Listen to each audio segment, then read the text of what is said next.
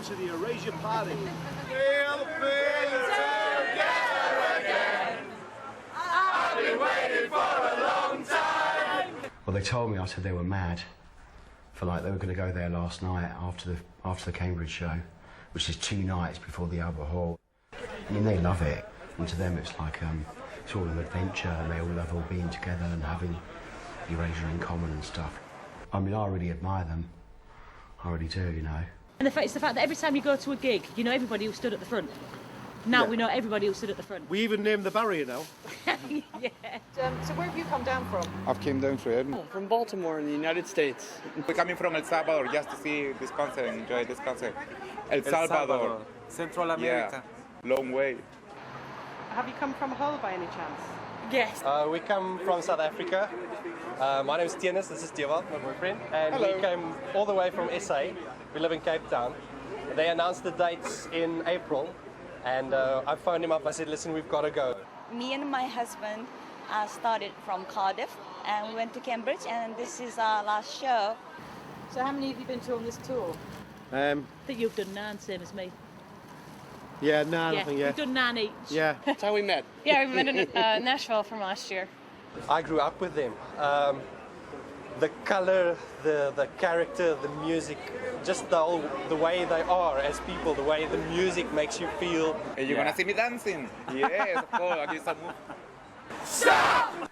Don't jump before you look. Get hard up on the hook before you make a fool out of us.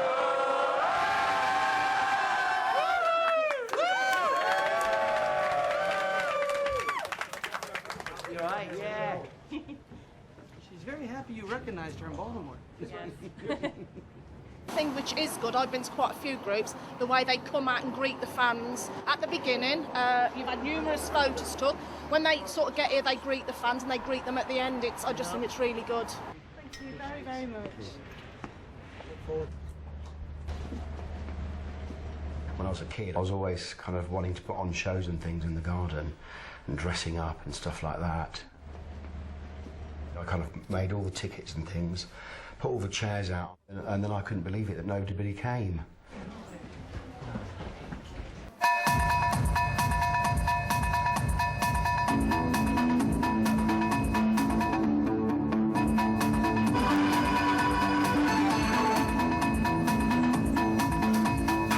When I was about 16, I think I saw the film The Graduate with Dustin Hoffman and the music of Simon & Garfunkel, and I was completely blown away. And the next day I went out straight away, bought the songbook and learnt every song from the film, because I thought, well, I can play that, you know, I know A minor, and F and G, I can do that, so. And that really inspired me to start writing and to want to be a musician professionally. Okay. Do you know where the dressing room is? Yours? Yes. Yeah. Just down into the... Hey!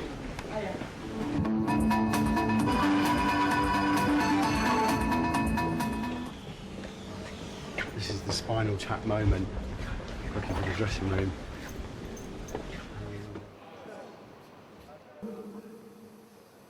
Then I go and drop a bombshell upon you. I've been making eyes at somebody else. You're no longer number one. She loves the nights and all that glitters. Her name and lights around the city. Don't you mess your life up someday, girl. Just looking for our room. You're rushing down like a roller coaster. Night on the town, gonna make the most of. We can dance till Sunday morning, girl. Hey, don't they?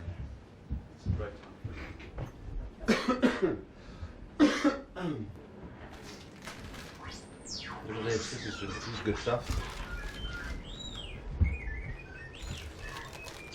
It's my son in the bosom of my sister-in-law's au pair. Andy.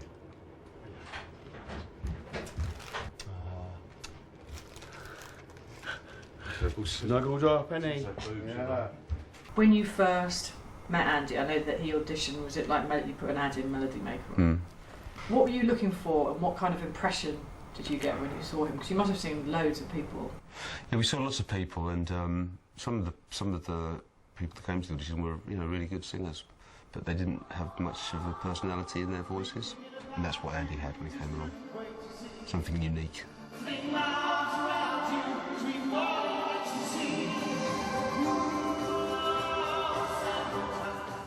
I really admired Vince, of all the people that was around in the charts and things, you know. And I thought he was really cool, really left field. And then when I got the chance to finally go and audition for him, I just thought, like, this is unbelievable, really.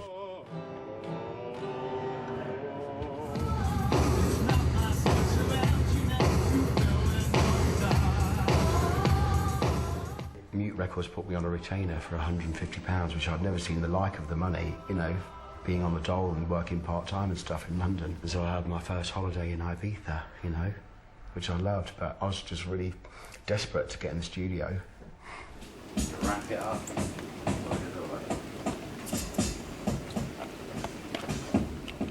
The new record was written and recorded in Maine, where I live, and we set up a small studio in a house by the beach.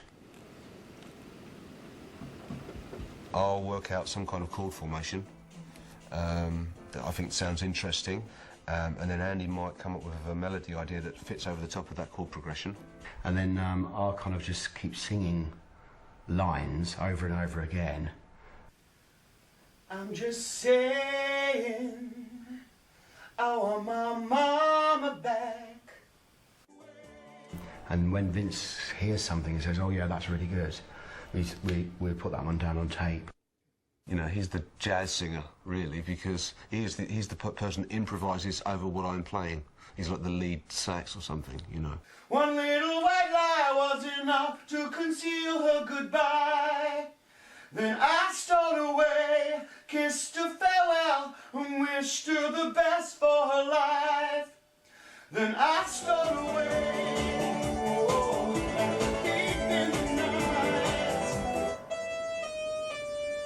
It's a bit like when you're making an album, a diary of what you're going through emotionally. I still feel that I still haven't written Winner Takes It All yet, you know. What do you mean by that? Well, because I think even though I say to people, yeah, I'm being really honest and this is like really the most, you know, heart on the sleeve record we've ever made, still not, I don't think, bearing my soul enough. A lot of songwriters have this thing where they want to write the ultimate love song. Mm. Do you have that? I not so much a love song. I think everybody wants to write the perfect pop song, yeah, for sure. But it's been done, so the perfect pop song's already been written and recorded. So. Which is the perfect pop song? It's Video Killed the Radio Star by the Buggles. And that's not a love song.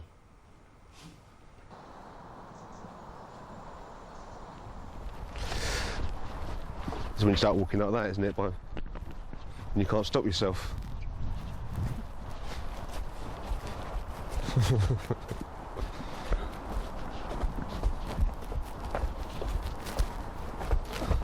Mind the cobwebs? I mean, I really like full-on club.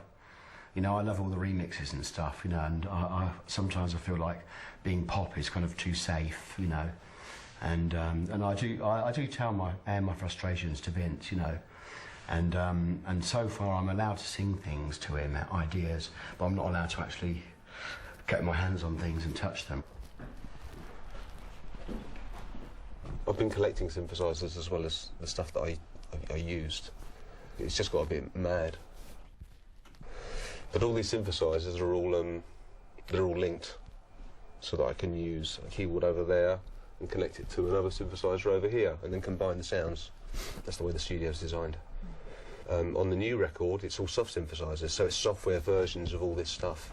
You know, the reason that we made the record that way was because the studio's here in the UK, and we were recording in the States.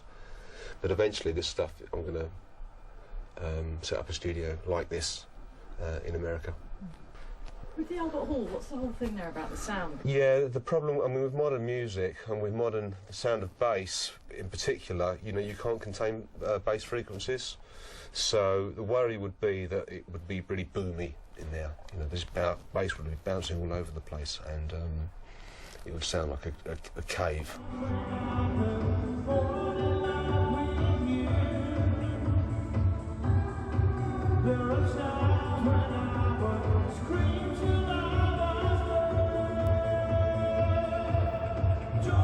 Your ideal venue has a very low ceiling.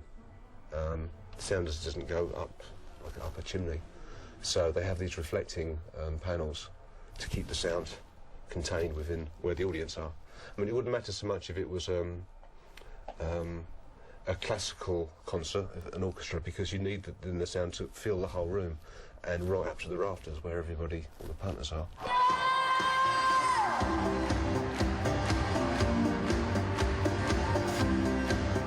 Sound changes when the audience comes in because they absorb some of the sound as well, so that improves the sound usually, unless they're really, really skinny and bony, in which case it gets worse, you know.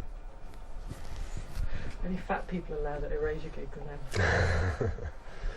All are welcome.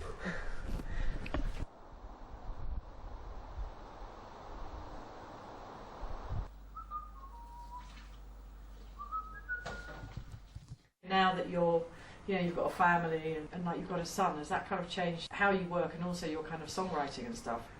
I think that it's, for this record, it's certainly affected the way that the records come out. I think, I'm both myself and Andy are feeling really positive right now, and I think that we've tried to convey some of that optimism in the songwriting for this new record. So, yeah, it's kind of essential. I mean, as to working, you have to really set aside time because my son takes up 22 hours of the day. Rock and roll lifestyle. So will you be living there permanently now? In the States? Yeah. I think that we'll be there for quite a while now. I mean, the house where we live is on a lovely spot, and we have fantastic neighbours. Really, and they love Oscar. They love him,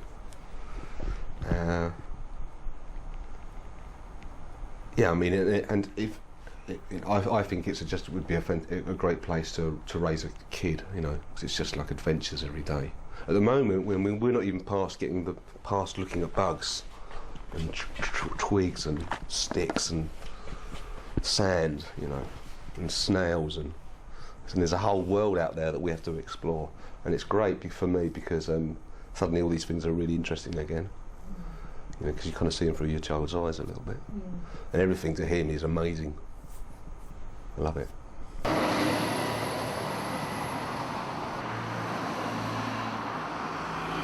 Huh? Oh.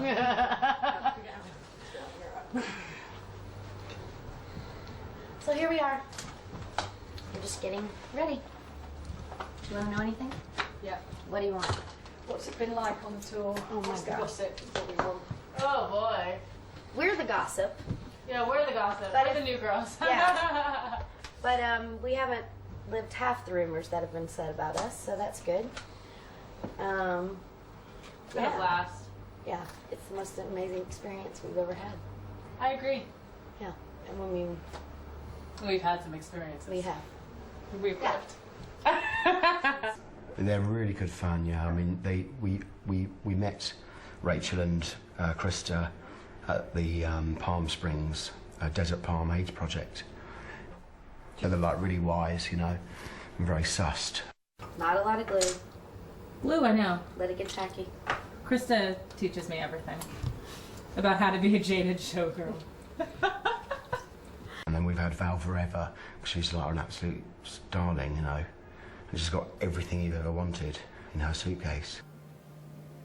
Hygiene gel, disposable toothbrushes, cotton buds, bar of soap, tea tree oil, headache tablets, antihistamine tablets, nasal swab, stamps, antiseptic cream, breath freshener, eye spray, nail file, and corn plasters, a scrunchie, and then I've got my makeup bag, which is tweezers and mascara, mirror. I've also got one camera, chewing gum, that's my itinerary, purse, umbrella, got a light. That's quite handy. Hand cream, lozenges, pair of knickers, some tissues, and my passport. You should have seen the suitcase. I forgot to tell Vince I had a horseshoe in my suitcase as well.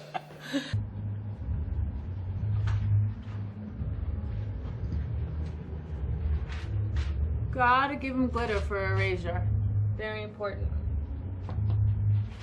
Rachel's just taken her I took them lashes off. I took them off. I'm reapplying. Different pair. Didn't work out the first time. But that happened. So how many usages do you get out of one pair? I bet Val gets. She gets 2. Yeah, I don't like putting. I do honestly, 5. I really don't like putting skanky old flipping lashes No, most on. people give it a week. I do 5 shows. Drag queens use them for a year. Dear. It's crazy. Some nights we don't feel well. I mean, all had the crud. And we get out there and you can't help but have fun. And Andy turns around and smiles at us and we do something silly and Vince catches it and laughs. And the fans, you know, are out there and they're singing away and smiling at us. And it's just like, you know, how can we not be happy? There's nobody that can sing feel-good songs like Andy Bell. It really makes it, you really feel it through Andy that when he's happy and he sings a happy song, it sounds genuine. Don't get me wrong, I can be strong, but I won't fall in love with you. Don't let me down, take me to task when I could fall in love with you. Like a child, like a child.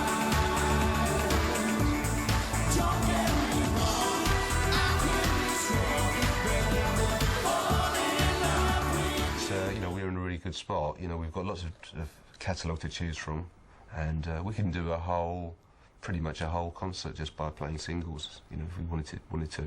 But this time round, I mean, obviously we wanted to perform the new record, or at least half of the new record, and then it's just a case of mixing in some of the old songs, and so that you know there'd be at least one song that everyone in the audience would know. My favorite is I Love to Hate You. Stop. That's one of my favourites. Sucker for Love, because it's very high energy and it's a good dance single. And Love to Hate You. What's the one? Do. Breath of Life. Yeah. That's my favorite. Yeah. Because I like to dance. Breath of Life. Oh, chorus. That's always a Breath good of one to Life. be alive. Fishes in the sea, birds. Yes. Fishes in You the do all the sea. actions and it's brilliant. I love performing If I Could Fall in Love with You, which is on the new record, and the one I always enjoy playing is A Little Respect, just because everybody knows the lyrics.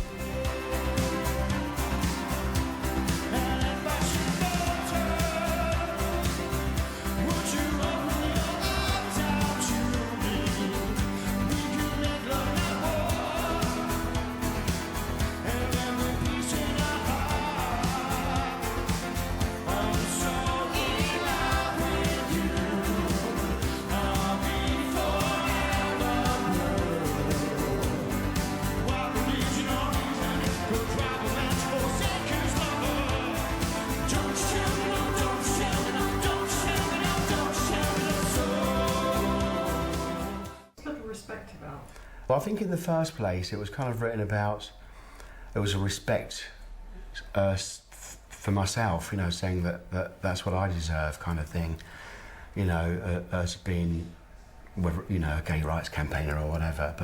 And now for me the respect is for all the other people, for all the people in the audience, you know.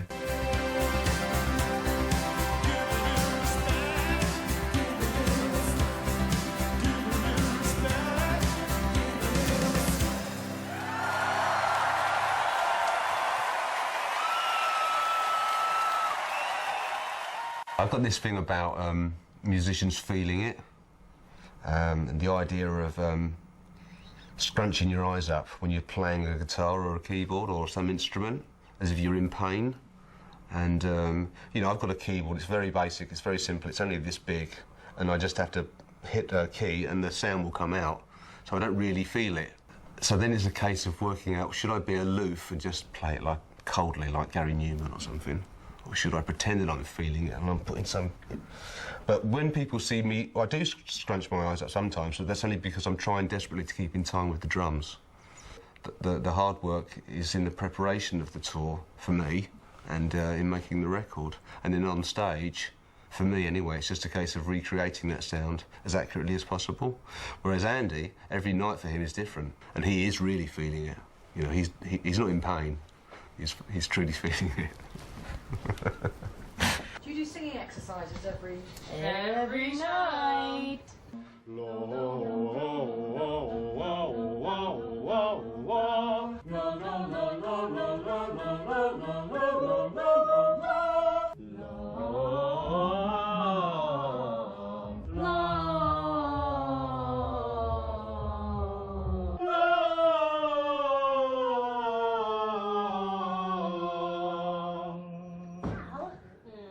Oh my gosh!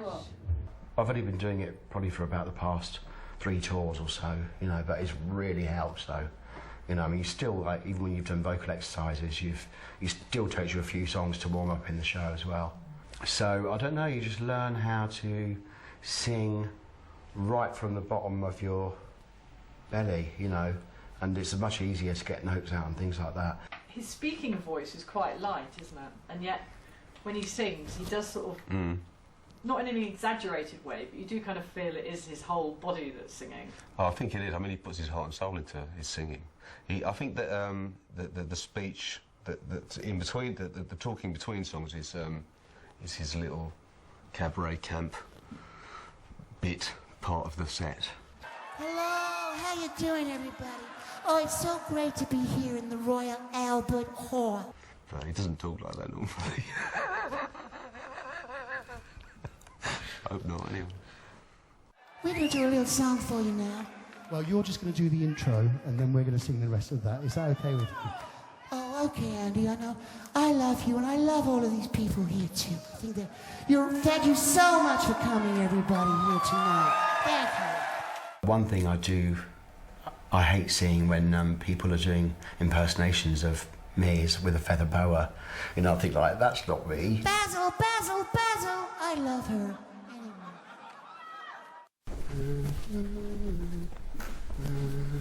In the first place, I kind of like, that's how I wanted to be, you know, I wanted to be like this, like, drag, kind of like alter ego, in your face, like it or lump it kind of person. And after a while, you know, I really admire Madonna and people like that kind of really refine and get it down to an art. These are left over from, which tour was it now? Other People's Songs tour. And for some reason, I don't know why, I decided that I wanted to be an Edwardian lady with like a kind of a top hat and a big bustle and stuff like that. This was the thing that I wore underneath, and it's amazing because loads of married women love this outfit. They said they loved that show. You know, it was a strip show, like starting off with all this stuff on. There's like a little living room, an Edwardian living room with a gramophone and stuff, and then just like peeling off layers one by one, and they loved it, you know. And in the end, I took this off, and it just came down to the oxblood corset, which I noticed Madonna wore in her last concert, and these boots and these pants. And that was the kind of. I didn't realise at the time, I was going through agony before I had my hips done, that anything was wrong. And lo and behold, I had all this stuff trussing me up and keeping me held upright, you know. And I was in agony, and I was taking like painkillers and stuff. When I got up, I had to hold on to the side of a table to move around and things like that, you know. And didn't realise that my structure was just kind of crumbling down there, you know. So I suppose the outfit's indicative of what I was going through, you know, in that time. There's one more thing here, which was from the last, the Nightbird tour, which I kept one Elvis suit, which was really just, we bought off the peg in an Indian shop in the West End somewhere. Oh, these are from all old shows. Great, isn't it? Love that. It's another thing where I want to make it less about what you're wearing, you know, and just feeling comfortable. and more about just your voice and the performance and stuff, you know, which isn't to say that I won't dress up again. Yeah, these are from our live version of Heart of Glass, which was our ode to Blondie, with a big gold dress. That was one time when I was a bit slightly overweight. And then these are some silver Elvis boots, gold Elvis boots, and my favourite outfit, which was just a pair of Calvin Kleins and a white vest, and these Vivienne Westwood red leather heels, which I don't think you can get these anymore. A bit dusty, yeah. So, no more shoes. I'm not really a drag queen, honestly. What's in the other box? In another box, this was a present for my 40th birthday, which is a doll. Oh, it's a wig! Busted.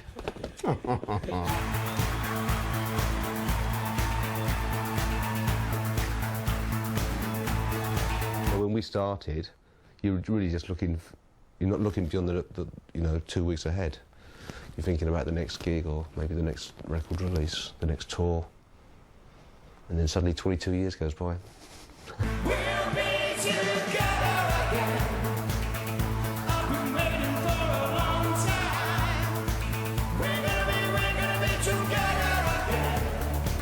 I've been connected to the right line. 22 years. I was thinking that if I'd gone into like the civil, well, I was in the civil service for a while. If I'd stuck at that, I'd be like really high up. I could probably be in charge of like MI5 or something by now. But no, still playing keyboards in a band.